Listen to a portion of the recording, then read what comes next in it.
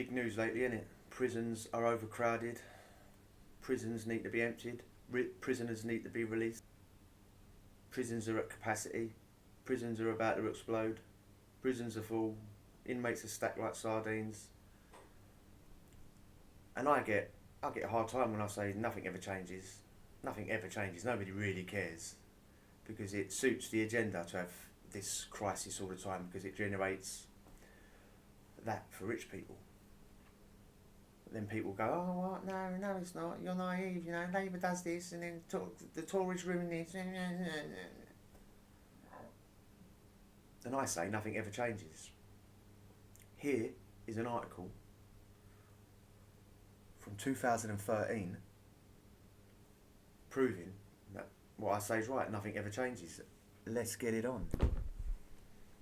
Overcrowding and high reoffending rates are a fact of life in today's prison system, according to an analysis of a recent prison population statistics by the Prison Reform Trust. Despite opening 2 new prisons this year, 59% of prisons in England and Wales are operating at an overcrowded level. Although the growth in the prison population has slowed down in recent months, there are still 7,294 more people in the prison system than it is designed and built to hold. In Scotland, there's only about 8,000 prison cells, full stop. On July 31st, there were 77 out of 131 establishments over the Prison Service's certified normal accommodation, the good, decent standard of accommodation that the service aspires to provide for all prisoners. I mean, okay, what was the name of that gaff? The Prison Service's certified normal accommodation. So whoever runs that department should get sacked. Should be full on Donald Trump, you're fired. Yeah, Alan Sugar, if you're English, you're sacked or you're fired, whatever the one. Because they definitely fail on every aspect of that. If by that they mean you live in rat infested, cockroach infested,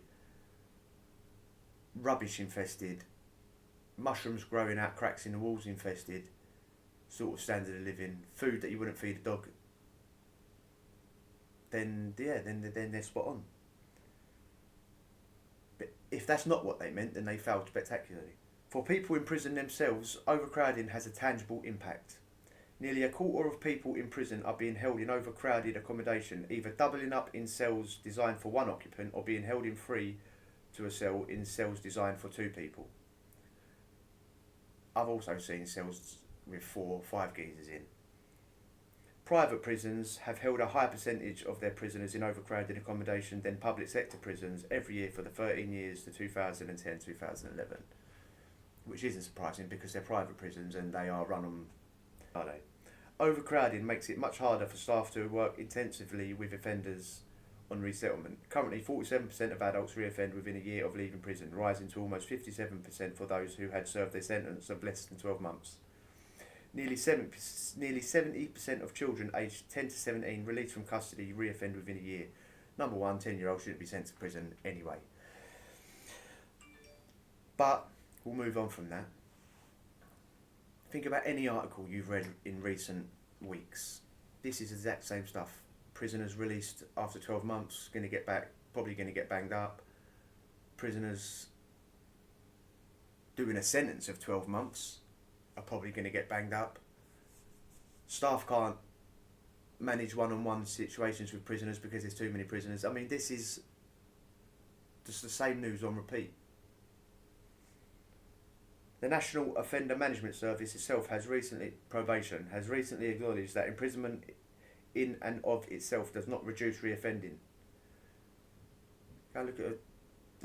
Just go and look at some early videos. You know, I should be in government. I'd be a millionaire. If anything, it slightly raises reconviction rates after release. The NOMS consultation document goes on to state that to reduce reoffending as well as mitigating the negative effects of imprisonment, prisons need to focus on 4 essential factors. The first being the provision of a legal, safe, decent and rehabilitative regime supported by appropriate staff behaviours, which is impossible. when you've got like one member of staff to every 100 prisoners or whatever it is. Juliet Lyon, director of the Prison Reform Trust, said, "Building our way out of the overcrowding problem is not the answer. The prison population can be safely reduced by curbing inflation in sentencing, calling a halt to any unnecessary use of custodial remand and investing in effective community penalties. Court-ordered community sentences are more effective by 8% at reducing 1 year proven reoffending rates than custodial sentences of less than 12 months for a similar offence. Rather than falling back on short, ineffective spells behind bars, investment in more intensive community sentences and public health solutions should cut crime and save the taxpayer money." The same people have been saying the same things for years.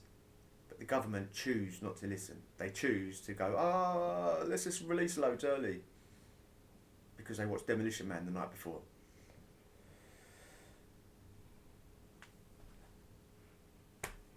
Fact, for all those of you that keep lying, it's Labour's fault, it's Tory's fault. Nothing ever changes unless you make the change, and you ain't going to be able to change the whole of the prison system.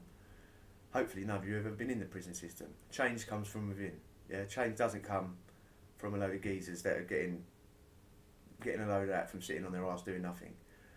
Anyway, just a I told you so to the haters and the deniers out there. Anyway, adios.